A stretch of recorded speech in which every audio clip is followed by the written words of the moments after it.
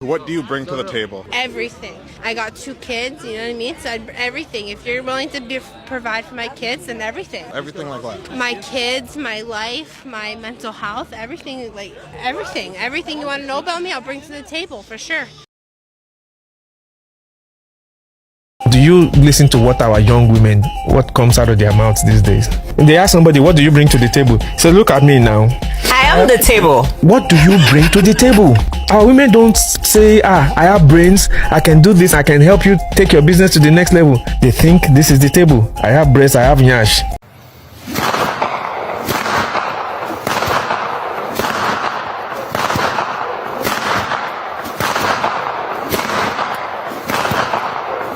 Walking way too close. I'll slow down. Yeah. And this feels even creepier. Guess I'm passing. So many men can relate to this because so many men just want you to be comfortable. The worst thing that they can be called is a creep. This is facts. I'm pretty good at talking to people in the street, but I walk fast, so I always tend to walk up on other people walking slower. A simple greeting is what I do, but it's always awkward because society has deemed all men evil, violent R-words. So that anxiety plays out in our head, when in reality, we don't care at all or want you to feel safe. It's a strange situation because feminism has taught everyone that men are evil, when in reality, 99.9% of men would help in a bad situation, or most likely be the one to save you. Policemen and firemen. I do not accept a coffee or a walk as a possible date option, and neither should you. First of all, I'm not a dog that needs to be walked. Second, I have an espresso machine at home, works fabulous. We're not doing drinks either. You're gonna try to get me drunk and take me back home. No.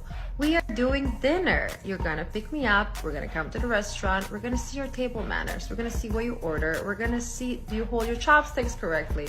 We're just gonna, study you a bit. Okay? So dinner it is. Don't worry. Based on this 20 seconds clip, most of us won't bother asking. I've seen this woman all over the internet LARPing her feminism and misandry. You can tell she carries more baggage than an airplane. Her angry, bitter tone demanding how you should treat her like a Disney princess as she grows older by the day. Imagine having to live that angry, all day every day. What a nightmare. It's this same entitled mindset that's driving men away. What do you bring to the table? I'm not going to answer this question. This is just something that I wouldn't answer in a date. I'm not going to answer here. Fine. I'm not going to answer how many books I've read. Okay. It's that power dynamic. What do you expect men to bring to the table? Integrity, clarity, consistency, strong connection to divinity, not necessarily religion, but some kind of purpose-based lifestyle. So what is the female equivalent of that? The same. Then why wouldn't you just say that at the table when he asks you? Yes, we all want to bring single mothers with neck tattoos to meet mom and dad. She didn't miss a beat when asked what a man brings to the table, but when asked again. They never seem to be able to answer what they should bring. This is how women respond when they have no skills, hobbies, or passions. They blame the patriarchy while having a huge list of demands for a man, all while they have kids at home and 20 beta orbiters. Then they get upset and throw a temper tantrum. This behavior is so common at this point. Most women sit on their phones all day, on social media, with no real hobbies or skills. Even a lot of men are becoming skillless with no hobbies. It's the best part of the red pill, new hobbies, and ideas. That's why I always tell men to embrace their masculinity. It really bothers me when I see feminine men. Women nowadays are so high maintenance. What do you bring to the table? Oh boy, I have a lot to say on this. Let's go. First of all, women bring emotional support. We're there to provide comfort and a safe space to come home to. We bring compassion, care, and healing. We bring beauty and femininity. Cause don't lie, bro, you also take pride when your girl is a 10. Your ego gets boosted too when all your friends think your girlfriend is hot. Don't lie, bro. We're also there to give you a second opinion, to stop you from doing stupid shit. Cause we have your best interest at heart. And we want someone to support your goals, your plan, your vision. And on top of that, we bring intimacy, closeness, empathy, understanding, guidance to the freaking table. Because I've seen y'all men comfort each other, and it is the lamest thing ever. Oh, bro, I had a bad day at work. Oh man, I'm sorry to hear that. Take it easy, yeah? Here, have a can of beer. Now, would you prefer that? Or, oh baby, do you want to talk about it? Tell me, what else can I do to make you feel better? If you'd rather be comforted by your bros and a can of beer, then go marry each other lah. Or better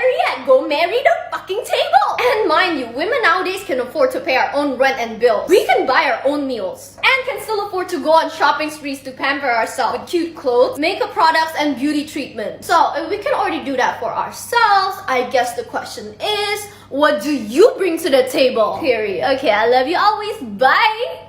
Sounds good on paper, but I highly doubt you're bringing peace and comfort, let alone emotional support to anyone.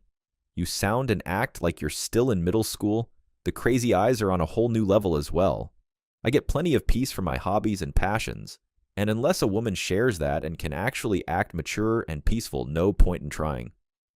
What are you bringing to this so-called table? Me, for myself, I work a 9 to 5. I'm a single mother. I take care of my kid. I pay my own bills. But that's everything that you do for yourself. What are you bringing to the table as far as a relationship? You're an adult. Everything you listed is you just being a human adult. So I expect you to be independent. Just like I'm independent, Ace is independent, Jew is independent. We do everything for ourselves. Like a lot of women's personality trait is that I'm strong, independent, and don't need no man. Of course, that's not showing me anything that you could offer a long-term successful relationship.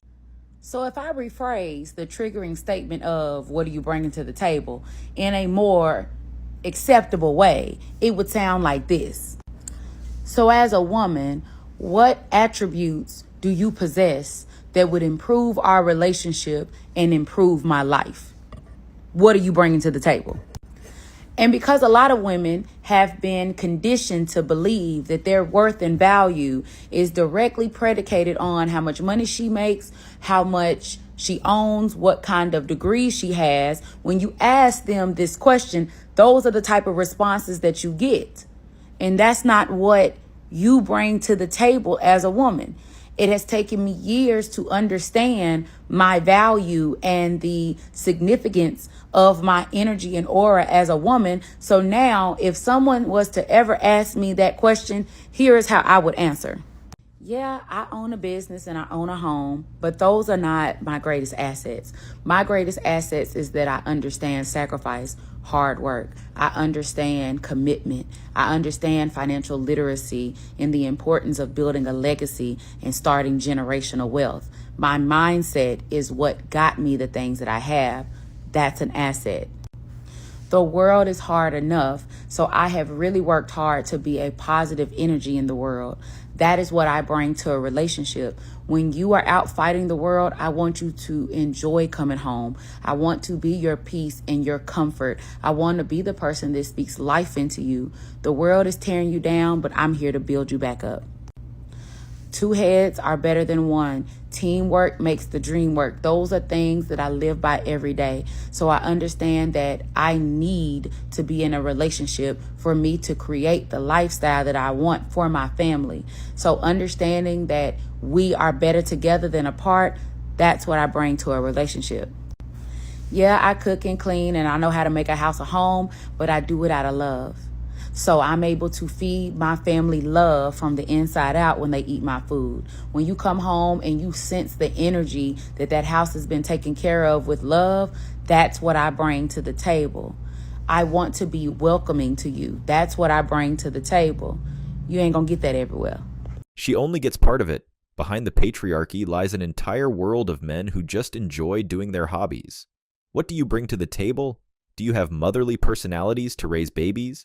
Are you meek and feminine? Do you have any hobbies, skills, or abilities that would benefit a family unit?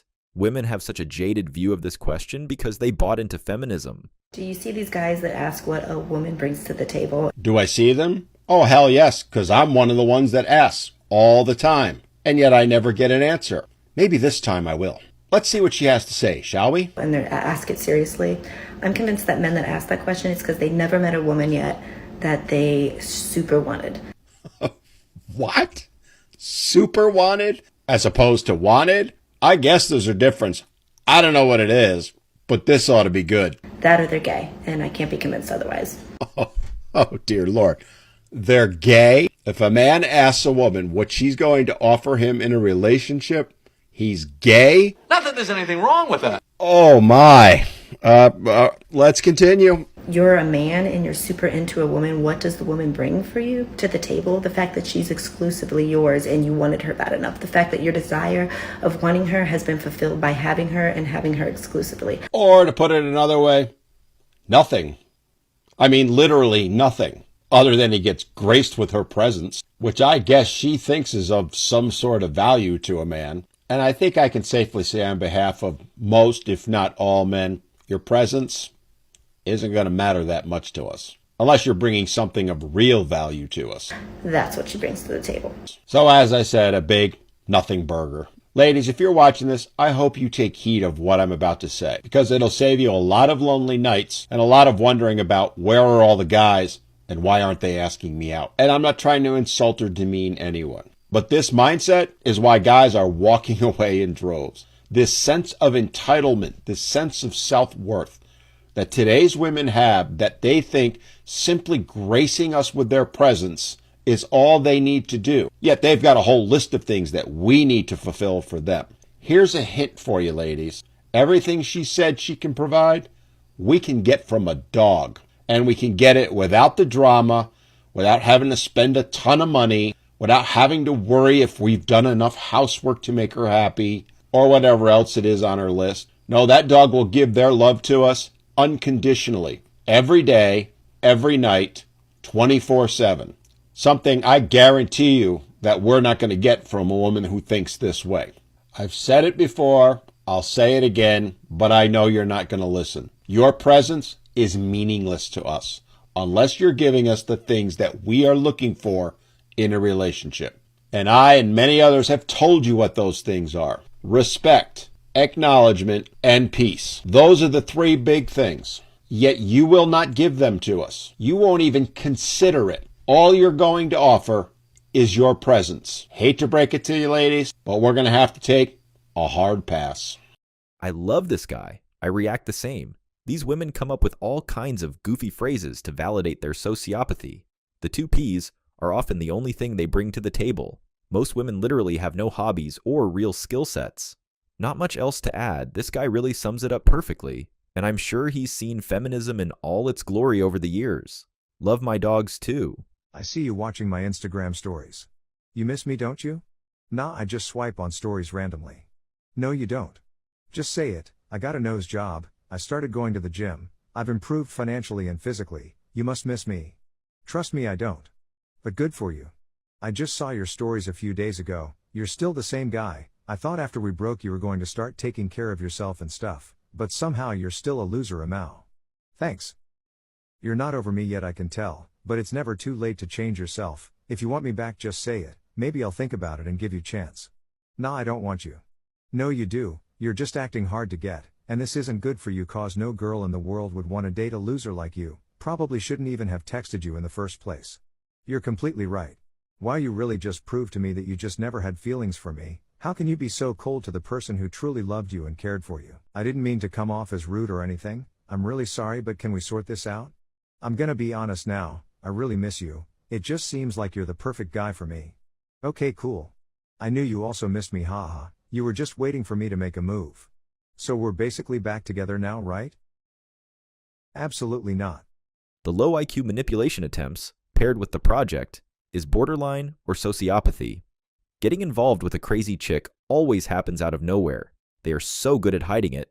And then, you get a laundry list of texts like this, or some crazier behavior. Relationships are straight up dangerous. In all aspects for men these days, it's insane, and people wonder why they've removed themselves from the dating scene. Okay, I'm getting ready to go on a date, but I learned some information today that feels illegal to know. I was talking to one of my guy friends about love bombing, and he goes, well, yeah, that sounds like the penny method. I was like, the penny method? There are methods? So he starts explaining it to me, and he goes, okay, imagine a girl is a piggy bank, which, interesting analogy, but hear me out. In order to get her interested, obviously at first you have to be feeding her $100 bills. But putting in $100 bills is a lot of work, and you don't always want to be doing that. So eventually you reduce it to 90. Now she's going to feel the decrease in effort, but it's only 10%. So if she tries to bring it up, she's going to sound crazy at this point. Now here's where it gets sick. The next thing you do is you bump it back up to 95. Now, instead of feeling like she lost 5, which is how she would feel if you went directly from 100 to 95, suddenly she feels like she's gained 5. But you are still putting in 5% less effort. Basically, you just keep repeating this cycle and weaning her off your effort until you get to the point where you're giving her pennies and suddenly she's excited to receive a nickel. The idea that men might actually think like this makes me so afraid. Like, is this boy math? Because I don't like it. Anyways, be safe out there, ladies. I think the takeaway message in all of this is that we should never be accepting anything less than $100 bills. Those long cat nails. 5 pounds of makeup. I'd be terrified if she showed up for a date with me. I wish women would do the more natural thing. Instead, they turn themselves into manly, aggressive-looking Jezebels. What is she even talking about? I feel bad for the guy who has to sit through a date with this narcissist, just rambling on about God knows what. It's almost like she's projecting her plan on what she's going to do to this guy on the date. My fiancé asked for a one-sided open marriage. So I canceled the wedding. 2 weeks ago, we were 2 weeks away from getting married. She asked me to go to therapy with her. She was already seeing a therapist on her own and wanted me to go with her and have a talk before the wedding, where we could be completely honest with one another. That sounded a little weird to me. I thought we were already completely honest with one another. After all, we were getting married in 2 weeks, right? Also, she was super protective about her therapy sessions and didn't really talk about them. I have never met her therapist. So to be invited there all of a sudden seemed a little out of place to me. The day comes, and I go there. But out of self-preservation, I had my phone open and recording any audio. My fiancé was already there. I had to wait 20 minutes before I was invited in. The therapist greets me and shakes my hand. We have small talk. She tells me I am not at all the way my fiancé described me. I think she is trying to compliment me. Then she looks at my fiancé and tells her this may be harder than we thought. That absolutely weirded me out. But I am a calm and collected individual, and I don't react, just keep that dumb smile on my face we all have in awkward situations. So the therapist starts talking. Has a small speech I don't care to repeat. My fiancé takes my hand as the therapist starts telling me that we live in a modern world, and that my fiancé wants us to have a non-conventional marriage moving forward. I smile, I am not sure what the hell that means. Through my mind, I am thinking she wants to talk about how she will not be a slave to her husband, she will not sacrifice her work life, etc. modern woman and girl power and all that. Nope, she is actually talking about how once we get married, she wants to be free to sleep with other men. The other non-traditional type of marriage. But she loves me a lot, and would not be comfortable with me having the same benefits. Because she would be too heartbroken knowing that I find other women attractive and that one of them could steal me from her. So I let them finish talking. They were very fluent, and they got more confident talking, probably empowered by my lack of reaction, and because I wasn't saying anything. This was definitely something they had rehearsed. I then asked the therapist if she was licensed. This, by her reaction, was not what she expected to be the first thing coming out of my mouth. She said yes. So I told her to explain to my fiancé why we would not be getting married anymore, and why we would not continue being a couple starting immediately. I wished them good luck, and left the office. Now, I want to report the therapist. This is all too common in marriage counseling and psychiatrists, feminists to the max. They always take the women's side, peddle these delusional situations to men, and the sad thing is, many men fall for it. Glad this guy was smart enough to walk away before things could have gotten really bad. Imagine being married to a woman like this. He saved himself there, dodged a bullet. I'll be honest, I don't think guys and girls can be friends. It's just Oh, the at truth. all? No, at all. Listen, there's a formula. You want to hear it? Yeah, let me hear it. Okay, if they're both hot, they can't be friends because you're both hot. Like, you're just going to want each other. If you're both ugly, it can work because you don't really have that many options and you already like each other. So then you're just like, okay, you love me, I love you. Let's like have a family. Yeah. But then if one is hot and one is not, it depends who's the hot one. So if the guy is Like hot. the reacher and the settler? Yeah. If the guy's hot, I really think because men are visual creatures, like it can't work if he's not attracted to the woman. So that friendship can work. But if the girl is really beautiful and the guy is not, it can still work. The friendship can work. No, sorry. They'll get married. Because if he has a good personality and he's successful and rich, she'll settle the look department and she'll just marry him. So that's my equation on that. I mean, that's pretty calculaic. No, it's true. Like, there's a study on it. I don't know who did it. I just made that Yeah, up. okay. Science. I mean, you really value science. Do I? Lot of talking for not so much value. Of course, women will overlook aesthetics if the guy is successful, 6'4", rich, good grief. She actually thought she said something intelligent, but her entire thought process can be wrapped up by saying female nature. There's no benefit to women and men to be friends. Well, for women, they love having beta orbiters, but for men, no value. Thanks for watching, brothers. Remember, stay focused, stay free, and keep walking your own path. If you found value in this video, drop a like, share your thoughts below, and don't forget to subscribe for more content on self-mastery and independence. Until next time, walk tall, stay true.